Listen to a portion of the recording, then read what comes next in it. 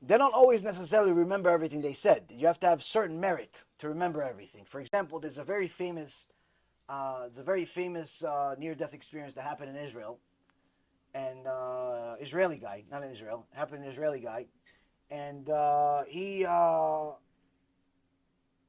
did all types of things. He actually had a bunch of different experiences. Long story short, he went to Brazil and he went island hopping.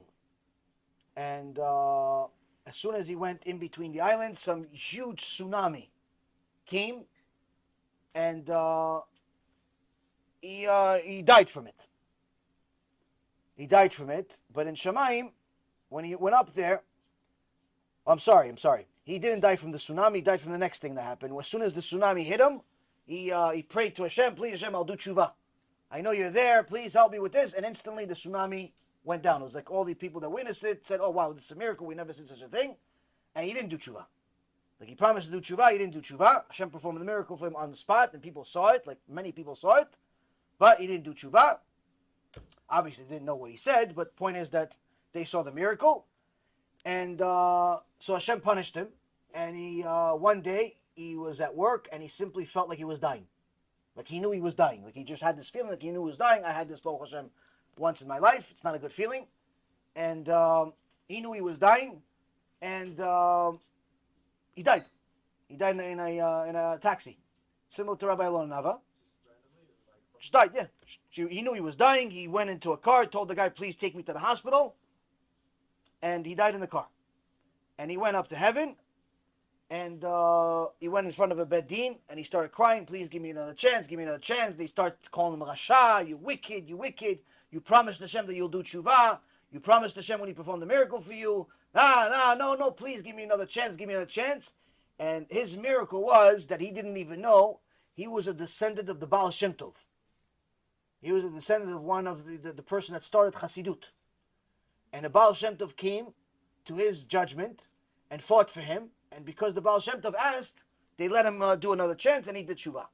Point being is that before he came back to this world, they said, okay, we agree with the Baal Shem Tov. The Baal Shem Tov has many merits, and we'll give you more life just for that, but you're not going to remember anything that you saw here. And then he started crying again and said, no, please, give me the opportunity to remember everything I saw here, because if I don't remember it, then I'll become a Rasha again. So he cried again, and they allowed him to remember parts of it, which is the story that he told. He said this on national radio in Israel, and then verified it, and long story short, it was a famous story about maybe 25 years ago, something like that. And he remembered certain aspects of it. Not everybody remembers everything they saw. You have to, it's different people remember different things, but in general, the heavens do not want you to remember everything you saw, because there are certain things that happen in that world we're simply not allowed to know here, because we wouldn't be able to comprehend it. Like, for example, when Rav Ovadiah's wife died, she was a tzadikah. She was Kodesh Kodashim. But his sons saw that Rav Ovadiah, Allah Shalom, he was crying hysterical. Now, she wasn't exactly 25 years old. She was older already, so it happens. But they saw him crying hysterical. And they said, Abba, yes, she's our mom and everything else, but we never saw you cry like this. She's going to be in Gan Eden. She's in a good place. And Rav Ovadiah says to his kids, which are obviously older people at that point already, he says, the only reason why you're not crying the same way is because you do not understand what Omek Adin is in heaven.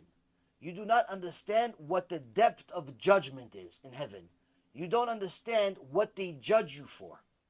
So yes, she was righteous overall, and yes, she was a tzadikah, Kodesh Kodashim, and she's definitely going to eventually be in heaven.